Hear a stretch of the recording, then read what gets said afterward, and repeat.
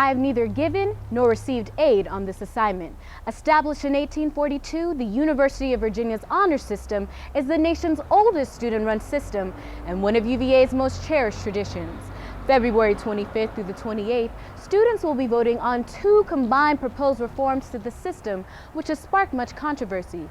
Just days before the vote, students have become more vocal of their opinions. The first proposed reform is an informed retraction. Students will have an incentive to tell the truth after an offense is reported. Students who believe they are guilty will take a year off from the university before recommitting to the honor system. The second proposed reform is that the jury will consist of experienced elected honor committee representatives. Stephen Nash, chair of the honor committee, is one of the architects of the proposed reforms. At our school, we believe we should be judged by fellow students, and that's what this protects. But that does not diminish the most important aspect of this hearing, is that it needs to be fair and consistent and accurate for all of those students within it.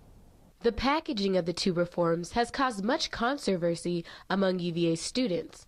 Although both pro-controversial, the most vocal opposition stems from the second proposal, to have an elected jury instead of a peer jury.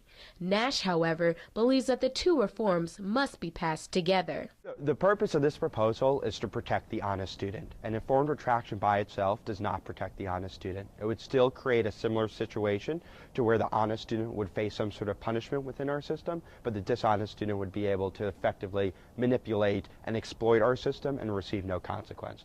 Chris Jones is the creator of the Vote No for Honor Facebook group. I started a Facebook group for people to discuss some of the qualms that they had with the honor proposal. And yeah, 2 weeks later, we have more than 1,000 people on it. Chris is among those students that believe the 2 reforms should not be passed together because he believes the second reform disregards student input. One does one thing and the other does the other thing. And if UVA really believes in student self-governance and really believes in student-led democracy, students should be allowed to pick one thing or the other. We don't need this pork barrel shoving of the 2 resolutions together. We have a friend or someone who's served on an honor jury and they're just frustrated by the way that it worked. I don't think the solution to that is to take students out of the honor system.